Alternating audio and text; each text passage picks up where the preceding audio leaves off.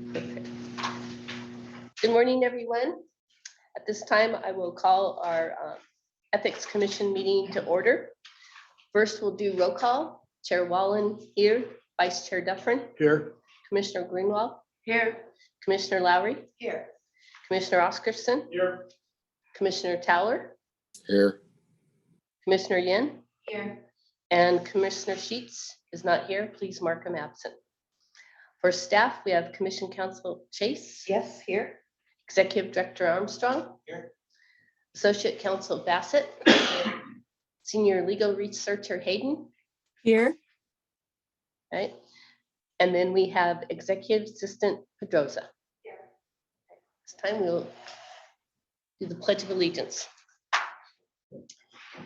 I pledge allegiance to the flag of the United States of America and to the republic for which it stands, one nation, under God, indivisible, with liberty and justice for all.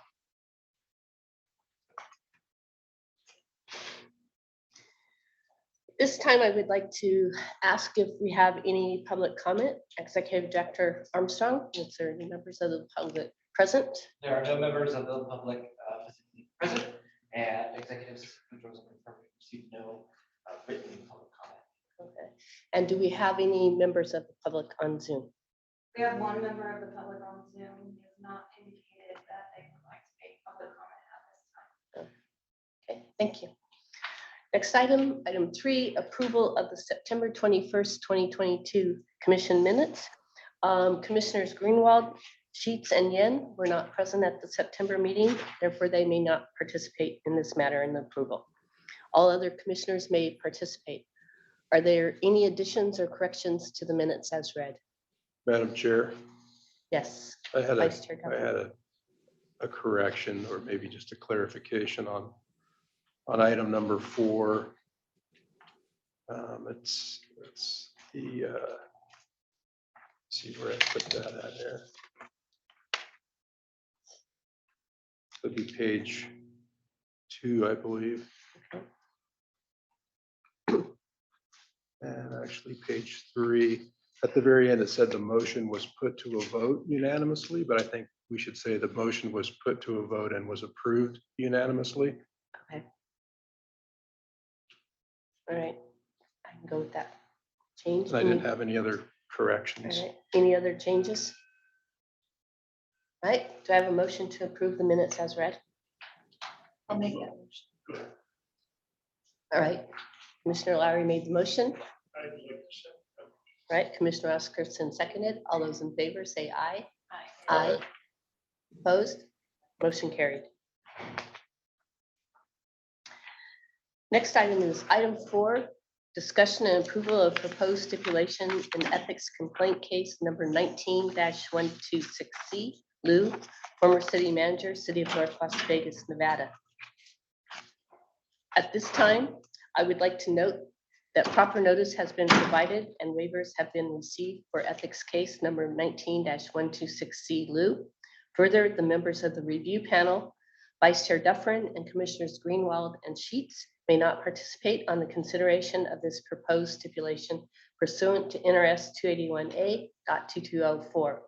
All other commissioners may participate and vote on this matter. This time, I would like to ask counsel for both parties to identify themselves and their clients for the record. Good morning, this is Andrea Champion on behalf, I'm sorry, Go ahead. Andrea Champion on behalf of Dr. Wong Lu. And Elizabeth Bassett, Associate Counsel on behalf of the Executive Director. All right. At this time, I would like to ask our Associate Counsel Bassett to present an overview of the proposed stipulation. Madam Chair. Proposed stipulated agreement before you today recommends terms of settlement for ethics complaint number 19-126C concerning Dr. Wong Lu, former city manager for the City of North Las Vegas. The complaint in this matter alleged that Dr. Lu attempted to use her position as city manager to benefit her pecuniary interests by directing subordinates to apply a raise that she received retroactively. The commission directed the executive director to investigate claims that Dr. Lu violated the following provisions of the ethics law: NRS 281A 400 subsections 1, 2, 6, 7, and 9, and NRS 281A.420 subsections 1 and 3.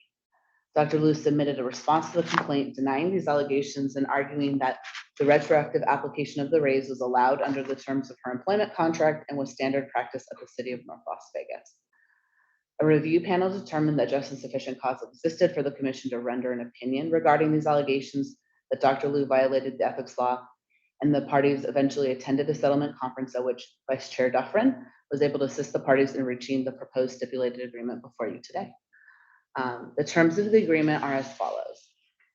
The alleged violations of NRS 281A 400 1, 2, and 7 and NRS 281A 420 subsection 3 will be dismissed. One willful violation will be imposed for Dr. Liu's violation of NRS 281A.409 based on her conduct in requesting her subordinates to assist her in applying her raise retroactively.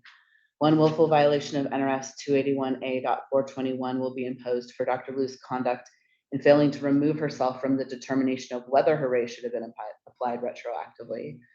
Dr. Liu agrees to pay a fine of $5,000 for each of the willful violations for a total fine to be paid of $10,000. Dr. Liu's violation of NRS 281A.406 shall not be deemed a willful violation for the following reasons. Dr. Liu has not previously been the subject of any violation of the ethics law or any previous ethics complaint. Resolution of the remainder of this matter by stipulation will save the commission resources and costs. Dr. Liu's alleged conduct did not result in any actual financial gain for herself or otherwise affect her pecuniary interest because the raise was not actually ever applied retroactively. She sought to have it applied, but it was not in fact actually ever completed. Consistent with several prior stipulations approved in other matters, the commission has combined a series of occurrences related to the same conduct into a single violation for purposes of resolution of this case. Dr. Liu has agreed to apprise herself of the requirements of the ethics law, and Dr. Liu will participate in training about the requirements of the ethics law. Given the information obtained in the investigation of this matter and the mitigating factors discussed, and the discussions at the settlement conference in this matter, the executive director and I believe the terms of the stipulated agreement are appropriate in this matter. We'd like to thank Dr. Liu and her counsel in this matter, Ms. Champion, as well as Vice Chair Dufferin and Commission Counsel for working with us in the settlement conference. And we'd like to thank everyone for working towards the resolution of this matter. I'd be happy to answer any questions that anyone has. Ms. Champion, do you have anything further to add? No, I think that is a correct summary of both the ethics complaint and the settlement discussion and the stipulated proposed settlement agreement. And I thank you all for your time and certainly Vice Commissioner Dufferin for his help in getting this matter resolved. Thank you. Fellow commissioners, any questions for Associate Counsel? Yes. Madam Chair, Tracy Chase, Commission Counsel. I just want to put on the record, there's a clause in the stipulation that it's not intended to be used in any other proceedings and it resolves the ethics complaint. I just want to put on the record that this commission has no authority to control a judge in another proceedings. And in addition, the commission has no duty to enforce that in any other proceedings. I just want that on the record so all the parties understand that. It is the intent that it not be used in other proceedings, but this commission does not have authority to stop it either. Right. Not seeing any further questions, I will entertain a motion to approve this. Yes. Commissioner Yen, I move to accept the term of the stipulated agreement as presented by the parties to resolve case number 19-126C Liu and direct Commission Counsel to please finalize it. Do I have a second? A second, Madam Chair. All right. All those in favor, say aye. Aye. Opposed? Motion carries. And Ms. Champion, thank you so much for your help in resolving this with our fellow commissioners here. We do appreciate your cooperation and your client's cooperation in this matter. So thank you very much. Understood. Thank you all. And then also just for the record, I just want to send out a shout out and thank Vice Chair Dufferin for his help in this matter as well. Right, thank you very much. Next item Thank you. is the Executive Director's Agency Status Report. This time I would like to ask Executive Director Armstrong for his report. Yes, this is Executive Director Armstrong. The report is behind the tab that says Agenda Item 5. We'll start with education and outreach. We had some good trainings in September and the early part of October. We have some coming up. Liz was able to help with the Canyon General Improvement District, which came from a case. They were required to do training, the 3 gentlemen as part of that case. And the manager sent me a note just to say that Liz did a wonderful job of the training and receiving a barrage of questions, I think was the word he used. So that was great. We do have some great trainings coming up this Friday. I'll be training the PAC folks who have, some of the attorneys we see, like Becky Brew, our pool pack attorneys. And so they wanted us to come teach them how to better advise their clients on the ethics law so they can avoid coming to see us. So that one will be good. And then we also have school boards coming up next month. They were basically our #1 agency that got complaints last year. Not all of them went forward, right? But they got a lot of complaints, and so they reached out. So I think it'll be a good group to get in front of. And then we also have we have an election coming up in November, so there'll be new public officers emerging throughout the state. And both Washoe County and the city of North Las Vegas have asked to start to get some dates post-election for their new folks so that they can refresh everyone who's there and get some new folks. So that's good.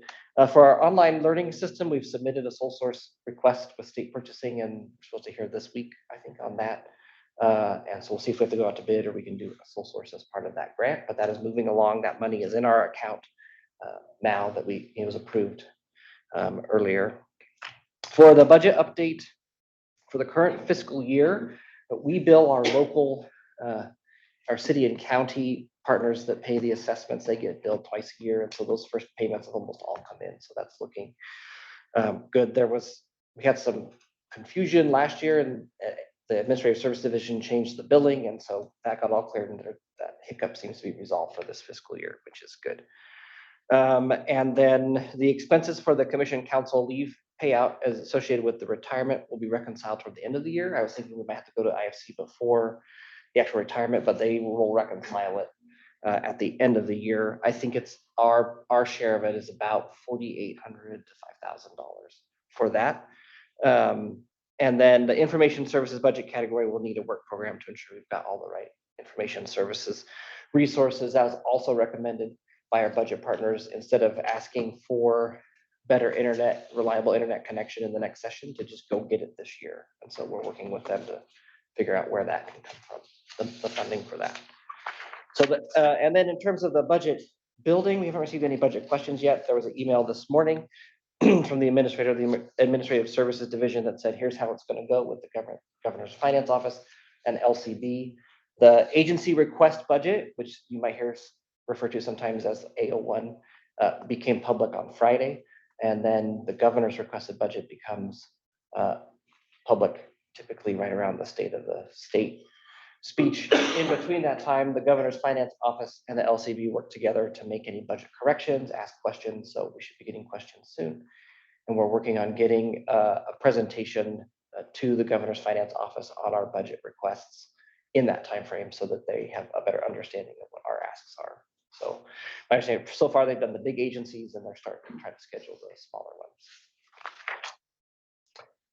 And then as a legislative update, we had some general questions from the LCB attorney about agency operations associated with our bill. So that's good. That means they're taking a look at it, and that process is moving forward.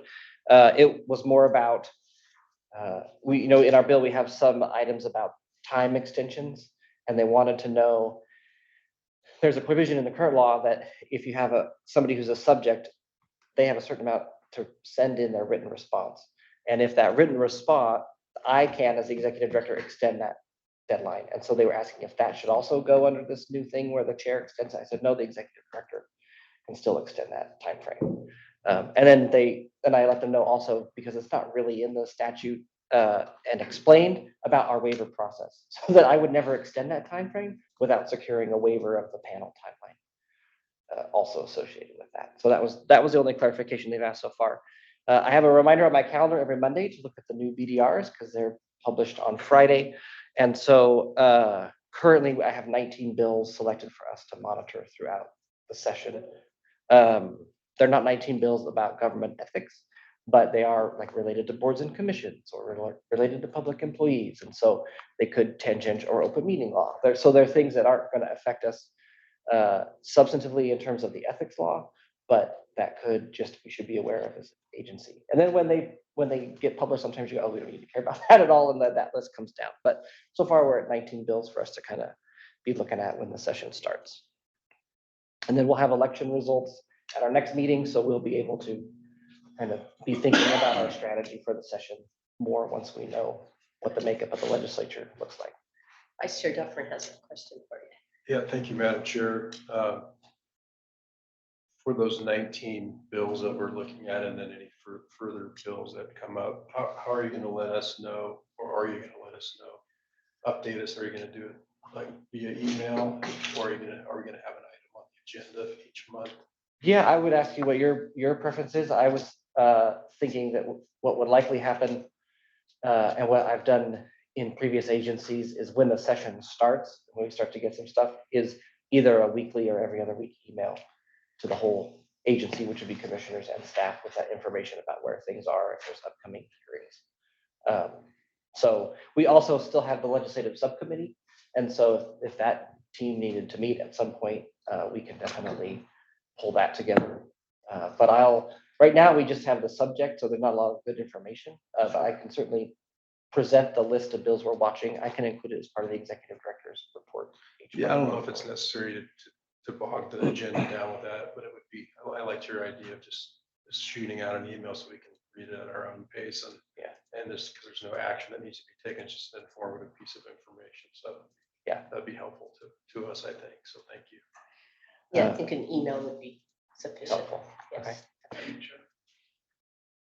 You have, yeah, Commissioner Oscarson. I'd like to ask, when does the actual, I can't remember when the actual verbiage has to be turned in to LCB to start working on those bills? Do you remember the date? For all of these Yeah. folks, well, All the ones that you're looking at currently, or any additional ones?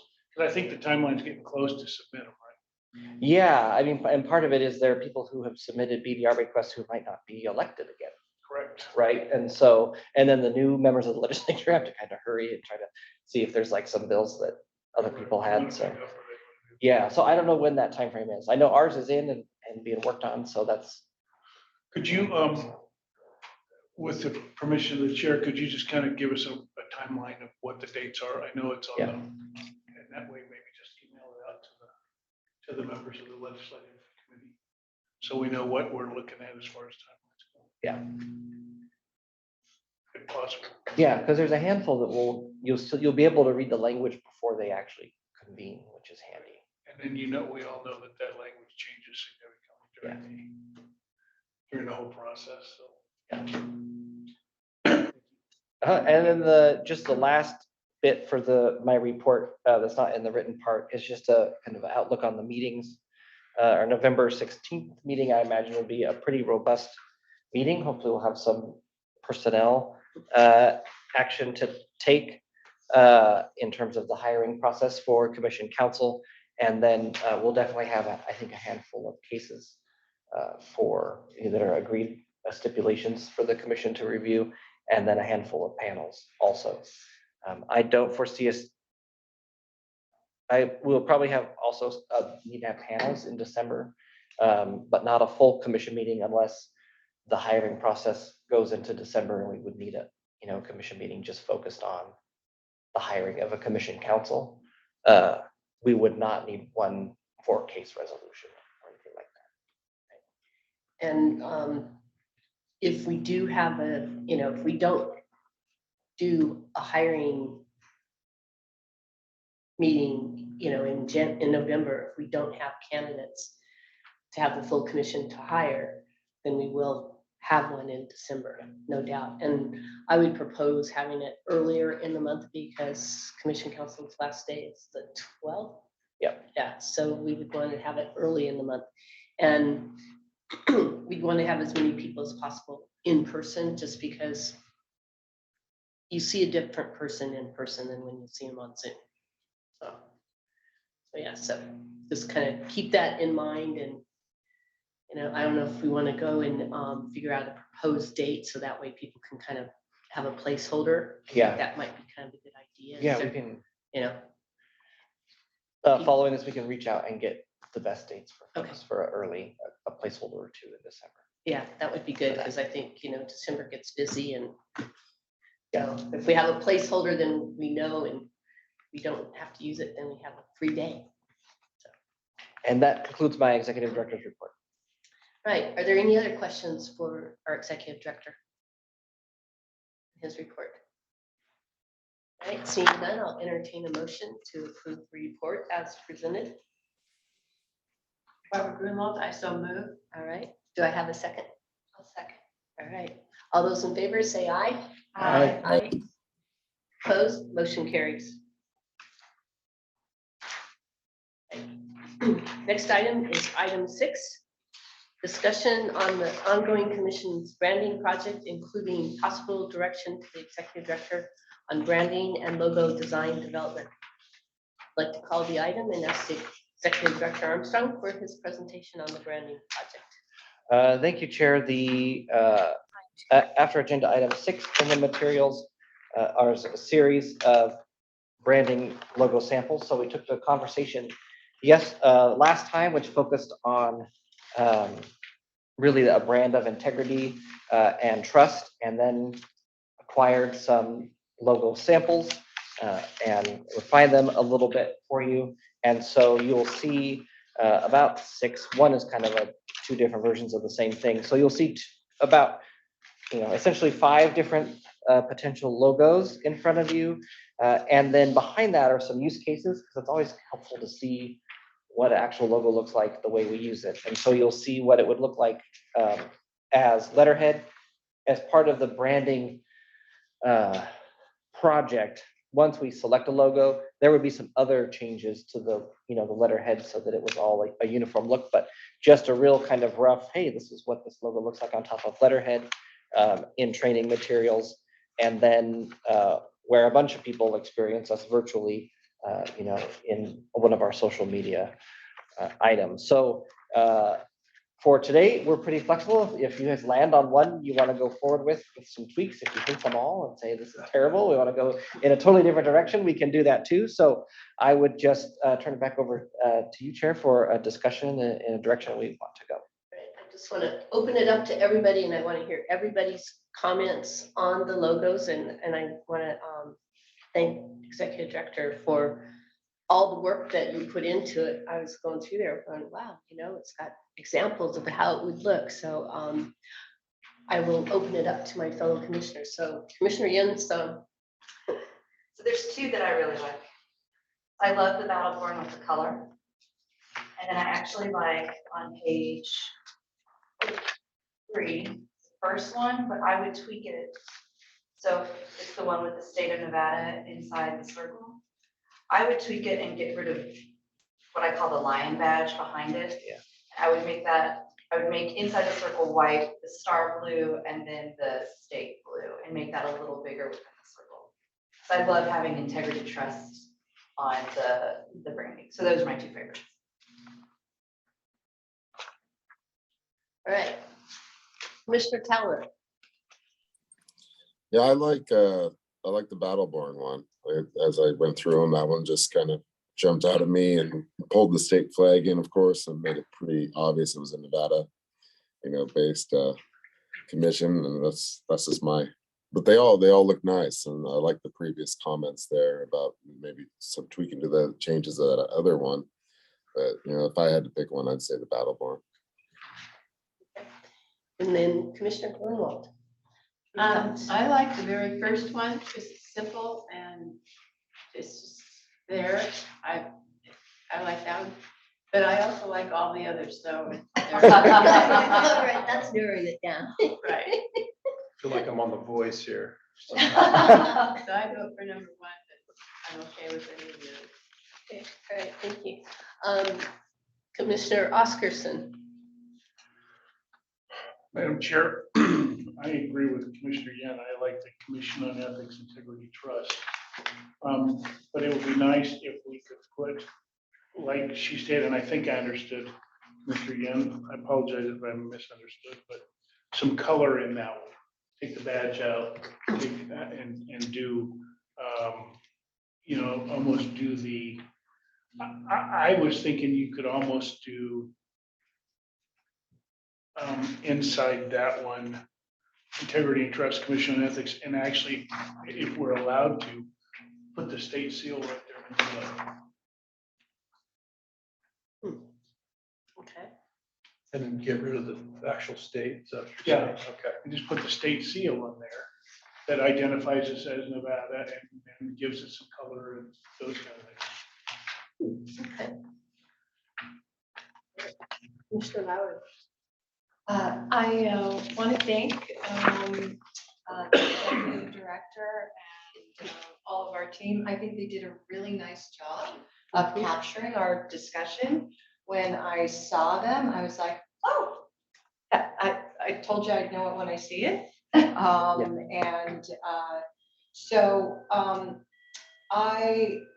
I could easily be persuaded on most of them. I really like what you came up with. I think on page 2, the top one, probably one of my least favorites. And then, as much as I love the scales of justice, and I love the scales of justice, I think it feels too court-ish. I think it feels like it would make us like kind of a judicial branch, and maybe judges might, so maybe, like I said, I like it, but maybe my least favorite, the scales and the one on the top of 2, but well done, very nice. Okay. Vice Chair Dufferin. Thank you, Madam Chair. Also wanted to thank staff for all the work that they put into this. And we did have a long discussion at our last meeting. It looks like they actually captured all the things that we had talked about. So thanks for that. Some of the comments I agree with that was made earlier. My least favorite is probably the very last one with the scale of justice. I just because of Nevada pokes out at the end, it's kind of sharp at the end. I didn't like that, but then the other 2 on this page, the second page, they're okay. And I noticed on, looks like basically 2 of them, we had mountains. Yeah. I thought that was interesting, and I kind of wanted to hear why we have mountains on there. We do have mountains in the entire state. So I thought, at first I thought, well, this isn't really representative of Las Vegas and the Las Vegas Valley, until I remembered that we have probably one of the largest mountains in Mount Charleston here. But I don't live here, so I tend to forget that. But just kind of curious about the mountains. If you could comment on that. There's 17 mountain ranges in Nevada. We have the most of any state. Yeah, I Just, and how I it like relates to that. ethics. yeah, I don't know exactly why the artist came up with the mountain. Obviously, the same one came up with mountains in each. I think the direction that we gave them was, that our values are integrity and trust and strength, right? We want to protect strength, and then here's some Nevada icons and Nevada images, and so that's how we I think they got the flag and the shape and mountains. I think they probably looked up what Nevada means and it's okay, snow-capped mountain, okay, mountain, boom, and so I think that's how we ended up with Okay. mountain in terms of some of the imagery you see. Yeah, because my first impression was the very first one I liked because of the mountains. But I was trying to think, and then going through and looking at what you had done with putting them on the different letterheads and the different correspondence. I actually ended up changing my mind to the one that was discussed earlier, which was the one that has integrity and trust. As Commissioner Yan and Oscarson pointed out, I think if we do get rid of the shield in the back, that one actually is probably my favorite because it does show the 17 counties that that we do represent. Shows the state of Nevada. There's no question about who we are. The state seal was a good suggestion just now, like Commissioner Oscarson. But I kind of want to get away from the state seal because it's almost too close to what we kind of already use, which is the state seal. But I do respect those comments. The integrity and trust, that's kind of like, that's what you see right up front. So I like that as well. So that would probably be my favorite. And those are my comments. So thanks for letting me make those comments. Thank you. I just want to say that the one that the scales of justice, that one, it was nice looking, but it just, like you said, it's too judicial, and to me, it almost looked like we're gotcha people, and that's not what we're about. We're about, educating people and putting that trust in government. I really do like the one that's above it. That's the one that Commissioner Yen talked about. And I really appreciated her comments on that because I liked it, but there was just something about that shield behind there that was kind of funny. And I like having, I'd like to see, a new version of it, with what Commissioner Yen has said and Commissioner Oscarson as well and stuff. But I appreciate everybody's comments and stuff. And thank you for doing all this work on this. I mean, you've been keeping busy, that's for sure. And, and I think it's nice. And this one, what I like is it really captures what we talked about at our last meeting. Like, after we went through the exercise, who are we? What do we want to be seen as and stuff? So with that, any other comments? Okay, I'll entertain a motion to have the executive director to move forward with, our comments and come back to us with an updated brand and with the revisions. All right. That sounds So good. do I have a motion for that? I'll make that motion. All right. Vice Chair Duffer. Do I have a second? Commissioner Yan, a second. All right, second. All right, all those in favor say aye. Aye. Opposed, motion carries. All right, moving on. Next item, item 7, commissioner comments. Do I have any comments from our fellow commissioners they would like to make or future agenda items? I just want to go and let everyone know November will, if we have people to interview, it will be an in-person meeting up north. So kind of stay tuned to that. And if we do, I'll invite you guys out to my house for dinner the night before. So, and I think that's the only other item that I can think of that's coming up. And I just want to thank staff for always continuing to do a good job. And Associate Counsel Bassett, I saw the email that was sent to Executive Director Armstrong about your instructions, about your training that you did, that you have the perfect personality to, answer all those barrage of questions. And so thank you so much and good job. Thank you. All right, with that, I will go and ask Executive Director Armstrong, do we have any members of the public that wish to comment? We have one member of the public who's joined the meeting. I do not know if she wishes to make public comment. And she does not. And I'll check with Executive Assistant Pedroza if we have anybody join the Zoom or received any emails during the meeting. We have not received any written public comment during the meeting, nor do we have any members of the public with us via Zoom at this time. All right, with that, I will entertain a motion to adjourn. I'll make the motion to adjourn. All right, is there a second? I'll second. All right, all those in favor, say aye. Opposed, motion carries. All right, thank you guys all for coming. It's good to see you as always. In person.